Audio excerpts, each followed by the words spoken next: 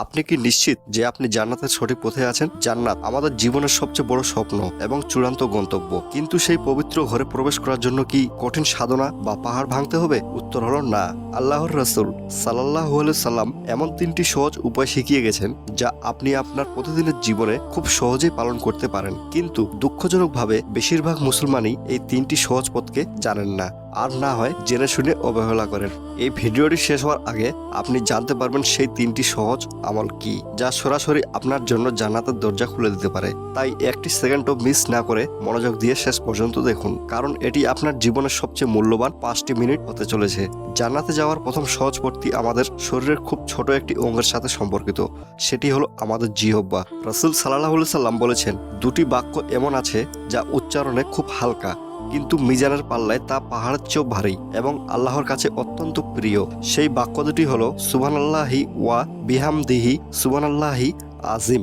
সহিহ বুখারী। এর অর্থ মহিমান্তিক আল্লাহ এবং সকল প্রশংসা তারই। মহিমান্তিক আল্লাহ যিনি সর্বশ্রেষ্ঠ। চিন্তা করুন, এই বাক্যটি বলতে আপনার 2 সেকেন্ড সময় লাগবে না। আপনি রাস্তায় হাঁটছেন, বাসে বসে আছেন কিংবা ঘরের কাজ করছেন। আপনার জিহ্বা যদি এই জিকিরে সিক্ত থাকে, তবে কিয়ামতের দিন আপনার নেকির পাল্লা কতটা ভারী হবে। একবার এক সাহাবী রাসূল সাল্লাল্লাহু আলাইহি সাল্লামের কাছে এসে বললেন, হে আল্লাহর রাসূল, ইসলামের বিধিবিধান আমার জন্য অনেক বেশি মনে হচ্ছে। আমাকে এমন একটি সহজ আমল বলে দিন যা আমি আঁকড়ে ধরব।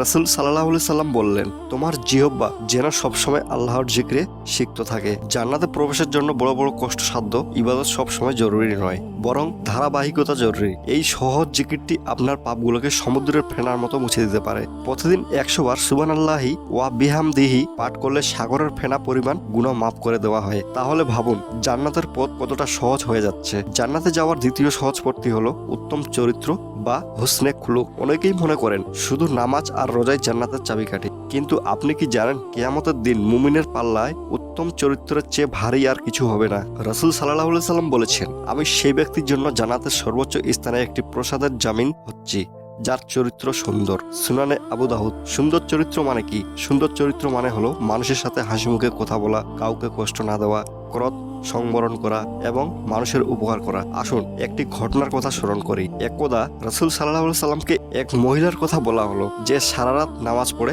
এবং সারাদিন রোজা রাখে, কিন্তু সে তার প্রতিবেশীকে তার জিহ্বা থেকে উচ্চারিত হওয়া খারাপ কণ্ঠ দিয়ে তাদেরকে কষ্ট দেয়। রাসূল সাল্লাল্লাহু আলাইহি সাল্লাম বললেন, সে হবে জাহান্নামী। আবার আরেকজন মহিলার কথা বলা হলো যে ফরজ ইবাদতটুকু করে, কিন্তু সে প্রতিবেশীকে কষ্ট দেয় না এবং সাধ্যমতো দান করে। রাসূল সাল্লাল্লাহু আলাইহি সাল্লাম বললেন, সে হবে জান্নাতি।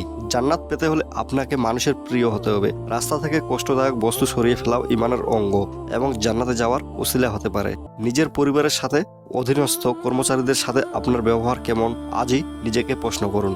আপনার একটি মিষ্টি হাসি, একটু ক্ষমা আর একটু সহনশীলতা আপনাকে নিয়ে যেতে পারে জান্নাতের ভিআইপি গেট দিয়ে। সুতরাং দ্বিতীয় পথটি হলো মানুষের মনে আঘাত না দেওয়া এবং সাধ্যমতো উপকার করা। আল্লাহ তাআলা তার সৃষ্টির সেবা করাকে বড্ড ভালোবাসেন। এবার আমরা জানব তৃতীয় এবং সবচেয়ে জাদুকরী পথটির কথা। এটি এতই শক্তিশালী যে রাসূল সাল্লাল্লাহু আলাইহি সাল্লাম বলেছেন, এটি পাঠকারী এবং জান্নাতের মাঝে মৃত্যু ছাড়া আর কোনো বাধা থাকবে না। সেই আমলটি হলো প্রত্যেক ফরজ নামাজের পর আয়াতুল কুরসি পাঠ করা। রাসূল সাল্লাল্লাহু আলাইহি সাল্লাম বলেছেন, যে ব্যক্তি প্রত্যেক ফরজ নামাজের পর আয়াতুল কুরসি পাঠ করবে, তাকে জান্নাতে প্রবেশ করা থেকে মৃত্যু ছাড়া আর কিছুই বিরত রাখতে পারবে না। নাসাই। সুবহানাল্লাহ। একবার ভাবুন, অফারটি কত বড়। আমাদের প্রতিদিন 5 ওয়াক্ত নামাজ পড়তে হয়। সালাম ফেরানোর পর আমরা অনেকেই তাড়াহুড়ো করে উঠে যাই, অথচ মাত্র 1 মিনিট সময় নিয়ে যদি আমরা এই আয়াতুল আজিম বা আয়াতুল কুরসি পাঠ করি, তবে জান্নাতের গ্যারান্টি স্বয়ং আল্লাহর রাসূল সাল্লাল্লাহু আলাইহি সাল্লাম দিচ্ছেন। কেন আয়াতুল কুরসি এত মর্যাদাপূর্ণ? কারণ এতে আল্লাহর একত্ববাদ এবং তার ক্ষমতা এবং তার মহত্বের বর্ণনা রয়েছে। এটি কুরআনের সর্বশ্রেষ্ঠ আয়াত। এটি শুধু জান্নাতের পথটিকে সহজ করে না, বরং শয়তানের প্রভাব থেকেও আপনাকে সারাদিন সুরক্ষিত রাখে। তাই আসুন প্রতিজ্ঞা করি, আজ থেকে ফরজ নামাজের পর আমরা আর তাড়াহুড়ো করব না। জান্নাতের টিকিট নিশ্চিত করেই যায় নামাজ থেকে উঠবো ইনশাআল্লাহ। প্রিয় দর্শক, জান্নাত অনেক দামি, কিন্তু আমাদের রব সেই দামি জিনিসটিকে আমাদের জন্য সহজলভ্য করতে চান। আমরা আজ 3টি সহজ পথের কথা জানলাম। প্রথমত, জিহ্বাকে আল্লাহর জিক্রে সুবহানাল্লাহি ওয়া বিহামদিহি বলে ব্যস্ত রাখা। দ্বিতীয়, উত্তম চরিত্র গঠন করা ও মানুষকে কষ্ট না দেওয়া। তৃতীয়, প্রতি ফরজ নামাজের পর আয়াতুল কুরসি পাঠ করা। এই আমলগুলো করতে কি খুব বেশি টাকার প্রয়োজন? না। খুব বেশি শারীরিক শক্তির প্রয়োজন? না। প্রয়োজন শুধু একটি সদিচ্ছা এবং নিয়মিত অভ্যাস। আল্লাহ আমাদের সবাইকে জান্নাতুল ফেরদৌসের মেহমান হিসেবে কবুল করুন। আমাদের ছোট ছোট নেক আমলগুলোকে পাহাড় সম নেকিতে পরিণত করে দিন। ভিডিওটি ভালো লাগলে শেয়ার করে আপনার বন্ধুদের জান্নাতের এই সহজ পথগুলো জানিয়ে দিন। কে জানে, হয়তো আপনার একটি শেয়ারের কারণে কেউ এই আমলগুলো শুরু করে আর তার ওসিলে আপনিও জান্নাতে যাওয়ার পথ খুঁজে পাবেন। আজ এই পর্যন্তই, দেখা হবে আগামী ভিডিওতে। আসসালামু আলাইকুম ওয়া রাহমাতুল্লাহ।